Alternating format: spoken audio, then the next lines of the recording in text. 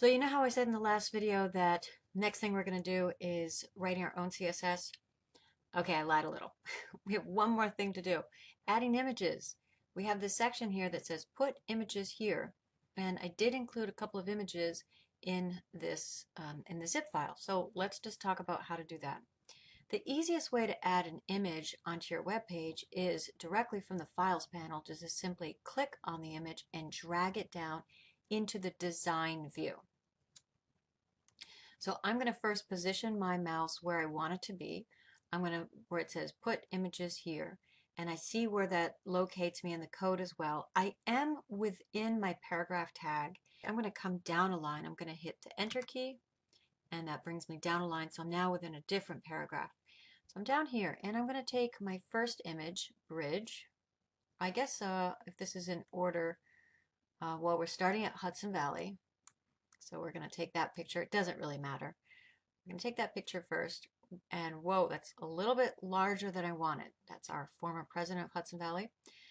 So I can edit this. I'm just going to scoot this over so you can see. A couple of ways I could edit. I could go to the lower left-hand side, and where there's that anchor point, I could click and drag in. And also down here in the properties panel, I could put in a fixed number. So I'm going to put in a width of 150, and I want to make sure that my lock proportions is on, and so that changed the height for me as well. All right, and that's all. So now I could resize that. That's okay if your image is just kind of a little bit too large and you want to make it smaller like what I did. If your image is like an image for print and it has high resolution and it's really huge, you want to resize it first in Photoshop.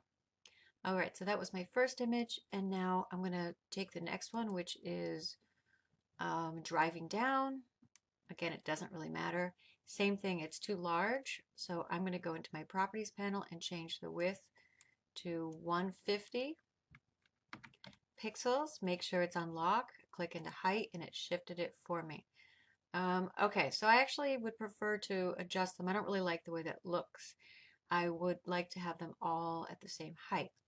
So I'm going to make note that this is height 87, and now I'm going to click on the picture here, and I'm going to change that height to 87. Click up to the width.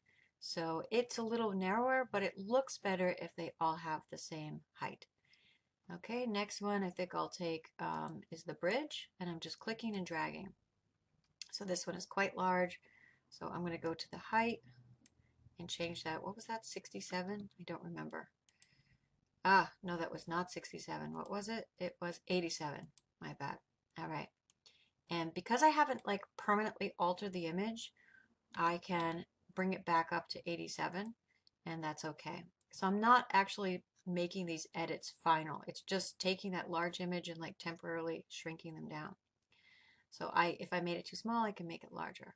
And then the last one is the West Side Highway, so drag that down. And same thing, height, I'm going to adjust these to be 87, click into my width, and there they are. By default, images are just going to go to the left side, and they're all going to be right next to each other. I could put them all in individual paragraphs, or I could even make them into list items, and then they would all be stacked on top of each other. But for this video, all I wanted to cover was simply how do you add your images. So you just drag them from the Files panel right onto the page and resize them as needed.